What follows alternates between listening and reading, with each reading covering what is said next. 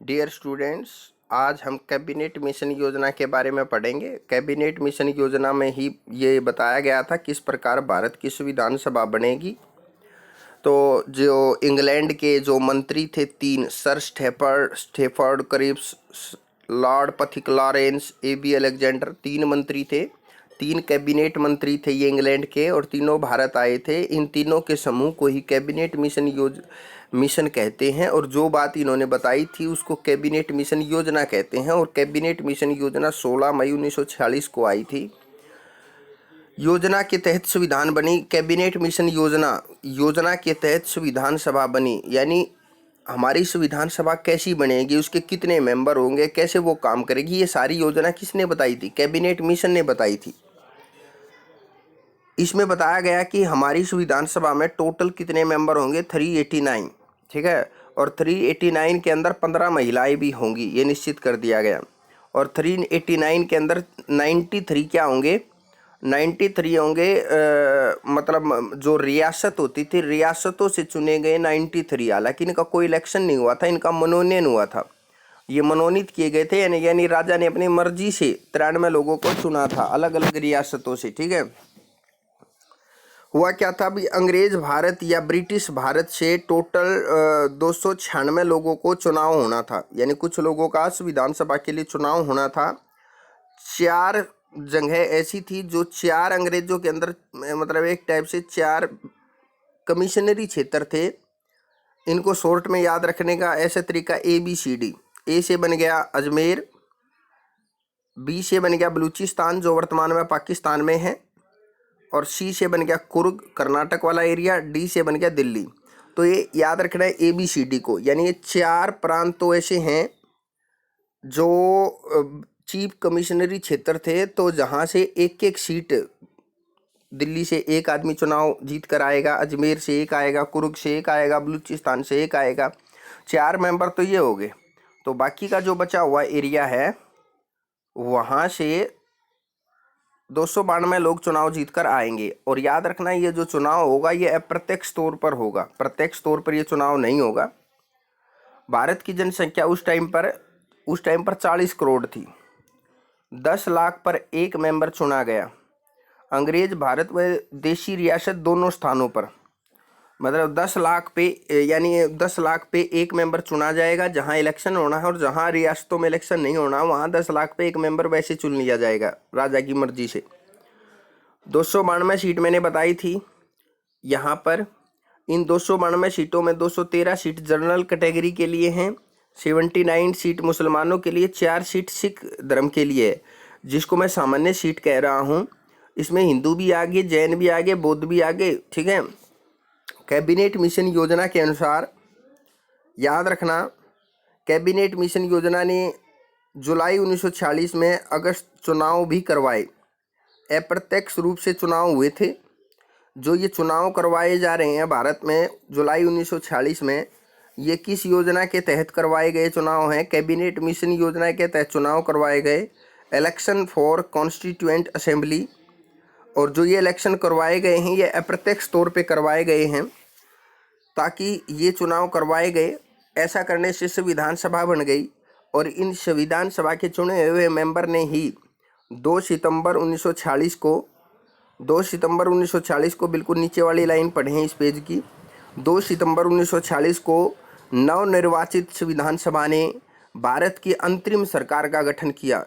तो यानी भारत की जो अंतरिम, जो सबसे पहली सरकार बनाई थी ना नेहरू ने, बिल्कुल सबसे पहली, उसको ही अंतरिम सरकार बोलते हैं। अंतरिम मतलब एक टाइप से काम चलाऊ सरकार है। काम चलाऊ तो क्या, उसके पास पावर तो है। जब भी कोई देश आज़ाद होता है ना, जब वो बिल्कुल पहली सरकार बनाता है, ठीक है ना, उसको अंतरिम सरकार बोलते हैं, ठीक है ना। तो ये अंतरिम सरकार 2 सितंबर 1940 को बना दी गई। देखिए, देश गुलाम है बट अंतरिम सरकार बना दी गई, और इस अंतरिम सरकार में जो प्राइम मिनिस्टर बने थे वो पंडित जवाहरलाल नेहरू बने थे, ठीक है। अब नेक्स्ट पेज पे आपको बताया गया है, इसको ध्यान से देखेंगे। 2 सितंबर 1940 को अंतरिम सरकार ने कार्य करना स्टार्ट कर दिया। मैंने आपको बताया था 296 सदस्यों के लिए चुनाव हुए थे। 296 में से याद रखना 208 सीटों पर कांग्रेस ने जीत हासिल करी, 73 सीटों पर मुस्लिम लीग ने देखिए अभी तक मुस्लिम लीग बिल्कुल ठीक है, वो प्रॉपर चुनाव लड़ रही है, सब कुछ ठीक है, पर आगे देखना जब चुनाव का रिजल्ट आएगा तो उसका माइंड खराब हो जाएगा। और 15 सीट ऐसे लोगों ने जीती है जो या अलग छोटी छोटी पार्टियों से है या वो आज़ाद कैंडिडेट खड़े हो रखे हैं जो किसी पार्टी से बिलोंग नहीं करते। चुनाव करवाने का तरीका था एकल संक्रमणीय मत प्रणाली, एकल संक्रमणीय मत प्रणाली, ठीक है। तो ये तरीका यहाँ पर अपनाया गया है। और एक बात याद रखना है, यहाँ पर ये वाला पॉइंट भी याद रखना है, अंतरिम सरकार के मंत्रिमंडल में मुस्लिम लीग शामिल हुई थी या नहीं हुई थी? शामिल हुई थी। अंतरिम सरकार के मंत्रिमंडल में मुस्लिम लीग शामिल हो गई थी, ठीक है भाई। मुस्लिम लीग के कुछ नेता थे, शुरुआत में तो वो विरोध कर रहे थे कि भैया हम संविधान सभा की बैठकों में भाग नहीं लेंगे, ये सब मतलब इस टाइप से पहले वो बोलते जा रहे थे, परंतु पंडित जवाहरलाल नेहरू के समझाने के बाद मतलब अंतरिम सरकार के मंत्रिमंडल में मुस्लिम लीग के नेताओं को भी शामिल किया गया। और याद रखना देशी रियासतों को आवंटित 93 सीट भर नहीं पाई क्योंकि उन्होंने खुद को संविधान सभा से अलग रखने का निर्णय लिया। याद रखना जो 93 सीटें थी उन्होंने क्या रखा, उन्होंने फैसला किया कि संविधान सभा में हम क्या नहीं होने जा रहे हैं, हम मतलब शामिल होने नहीं जा रहे हैं, यानी संविधान सभा में हम भाग नहीं लेते, ठीक है ना। फिर क्या होता फाइनली जब संविधान सभा की पहली बैठक होगी ना, देखना उसमें केवल 207 लोग आएंगे। आने कितने चाहिए थे? 296 लोग आने चाहिए थे, पर बहुत सारे लोग क्यों नहीं आए? एक तो इसमें कुछ लोग क्यों नहीं आए हैं, याद रखना 207 लोग जो पहली बैठक में आए थे उसमें 9 तो महिलाएं थी, ये बात याद रखना। केवल 207 ही क्यों लोग आए? 73 मुस्लिम लीग के लोग हैं जिन्होंने बहिष्कार कर दिया और 93 देशी रियासतों के लोग हैं वो भी संविधान सभा की पहली बैठक में नहीं आए। तो ये बड़ी गजब की बात है यार, मतलब एक टाइप से संविधान सभा की बैठक हो रही है उसमें तुम नहीं आ रहे हो, और जब अंतरिम सरकार बनी है नेहरू के उसमें तुम शामिल हो रहे हो यार। मंत्री पद लेने तो तुम आ जाते हो पर संविधान सभा की बैठक में तुम आते नहीं हो। संविधान सभा की प्रथम बैठक होती है, बैठक कहाँ होती है? नई दिल्ली में होती है, काउंसिल चैम्बर ऑफ पुस्तकालय भवन में होती है। और जो पहली बैठक होती है 9 दिसंबर 1946 को, याद रखना है। इसका अध्यक्ष किसको चुना जाता है? क्योंकि ये संविधान सभा की पहली बैठक थी तो उस मीटिंग में सबसे बूढ़े आदमी कौन थे? डॉक्टर सच्चिदानंद सिन्हा, इसलिए उनको प्रोटेम स्पीकर या काम चलाऊ स्पीकर यानी काम चलाऊ अध्यक्ष उनको चुन लिया जाता है, डॉक्टर सच्चिदानंद सिन्हा को। अब ये भी एक पॉइंट याद रखना, जैसे आपको बताया गया है संविधान सभा में अनुसूचित जाति के सदस्यों की संख्या कितनी थी? शेड्यूल कास्ट यानी एससी कैटेगरी के लोग कितने थे संविधान सभा के अंदर? 33, ठीक है। महिलाओं की संख्या कितनी थी? 15 महिलाओं की संख्या थी। अब मैंने आपको बताया था 9 दिसंबर को तो क्या हुआ था, संविधान सभा की जो पहली मीटिंग हुई थी, संविधान सभा की दूसरी मीटिंग होती 11 दिसंबर को, और 11 दिसंबर को जो मीटिंग होती है उसमें संविधान सभा का अध्यक्ष चुन लिया जाता है डॉक्टर राजेंद्र प्रसाद को, और ये स्थायी अध्यक्ष हैं। जो सच्चिदानंद सिन्हा थे वो अस्थायी अध्यक्ष थे। डॉक्टर राजेंद्र प्रसाद संविधान सभा के प्रथम स्थायी अध्यक्ष निर्वाचित हुए, ठीक है ना। 1952 में इलेक्टेड, बाद में ये भारत के राष्ट्रपति भी बनते हैं। 1952 में तो ये भारत के राष्ट्रपति भी बन जाते हैं, पर अभी हम बात 1946 की कर रहे हैं। इनको बिहार के बहुत बड़े नेता रहे हैं डॉक्टर राजेंद्र प्रसाद, इनको बिहार का गांधी भी कहा जाता है। फिर होता क्या है, जब ये मीटिंग हुई थी इसमें उपाध्यक्ष हरिकेश मुखर्जी थे और सलाहकार BN राव थे। 13 दिसंबर को फिर एक अगली मीटिंग होती है और इस मीटिंग में भी कुछ खास बातें होती हैं, ध्यान से देखेंगे। बिल्कुल लास्ट पेज के लास्ट वाले हिस्से में देखिए, संविधान सभा की कार्यवाही जवाहरलाल नेहरू द्वारा पेश किए गए उद्देश्य प्रस्ताव के साथ प्रारंभ हुई। तो 13 दिसंबर को फिर जब अगली कार्रवाई स्टार्ट होती है, जब बैठक होती है जब संविधान सभा की, तो कार्रवाई स्टार्ट होने से पहले मतलब यहाँ पे जवाहरलाल नेहरू द्वारा पेश किए गए उद्देश्य प्रस्ताव के साथ, यानी जो उद्देश्य मतलब पंडित जवाहरलाल नेहरू ने जब मीटिंग यहाँ पर बैठक स्टार्ट होती है तो सबसे पहले पंडित जवाहरलाल नेहरू खड़े होकर भाषण देते हैं और कहते हैं कि यार ये जो संविधान सभा बनाई गई है इसका उद्देश्य क्या है।